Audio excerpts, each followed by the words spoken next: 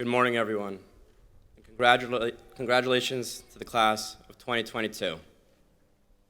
For those that don't know me, my name is Michael Medvedev, but most of my friends call me Misha, Russian for Michael. And in the fall of 2020, I took my first sunrise hike. Every Friday before dawn, for decades, Scott Lewis, the director of the Williams Outing Club, leads a group of half-awake students up Pine Cobble Hill to watch the sunrise over the Purple Valley.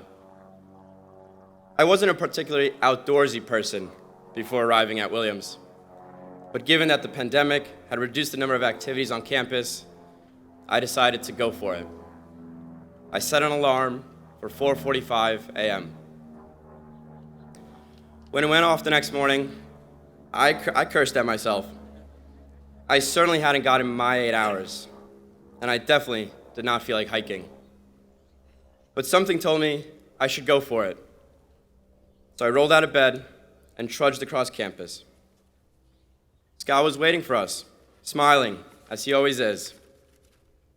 And as we made up our way Pine Cobble, it seemed that the clouds hanging over Williamstown would prevent us from seeing the sunrise. When we got to the top, though, the clouds had parted, and Williamstown glowed in the early fall dawn. On our way home, I thought to myself, imagine if I hadn't gotten out of bed, and I had been this close to snoozing that alarm.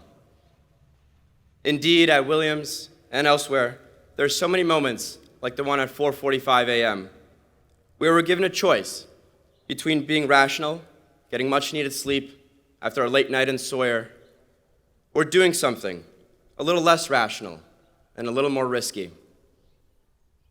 And to be fair, going on a sunrise hike isn't that risky, especially with an expert like Scott. But I did it, and I did it on a whim. Williams, as the liberal arts cliche goes, teaches us how to think. And between the class discussions, problem sets, papers, exams, and group projects, we've done our fair share of thinking. Some more than others, most more than me. But today, our paths diverge. So what now? Now, we must do. Doing requires taking risks.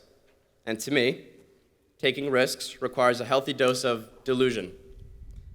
In fact, my closest friend here says that my best quality is my abundance of delusion. And maybe he's right. After all, I've dreamed of speaking at graduation since my freshman year here, despite the B- I earned in my high school public speaking class. And here I am. By the way, Mom, thanks for reminding me of that one.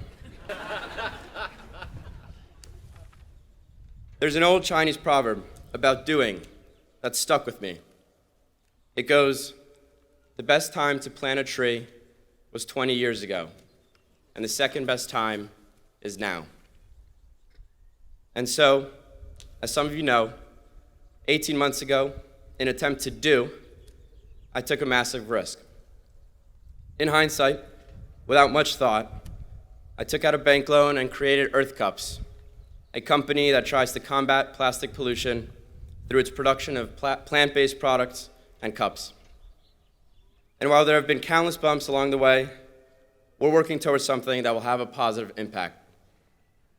As importantly, my co-founder and I have learned how to grow a business, take on risk, build a team, start a movement. We planted our tree, and it's growing. And so, on this beautiful June morning, I encourage each and every one of you to identify your tree and to go plant it. And by taking risks, being a little delusional, and doing it, maybe without too much thought, each one of us can, in our own unique ways, begin to embody the simple message written on Hopkins Gate, which we've all walked by, but not through, 1,000 times, which reads, climb high, climb far, your goal the sky, your aim the stars. So, I want to toast each one of you, if you'll give me a second chance. You are remarkably resilient.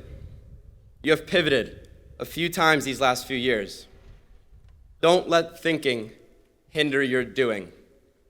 Take risks. Plant your tree, even if it might not grow. Wake up and go for the hike.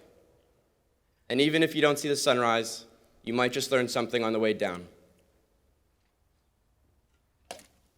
To the class of 2022, aim for the stars. You're not far from them now. Thank you.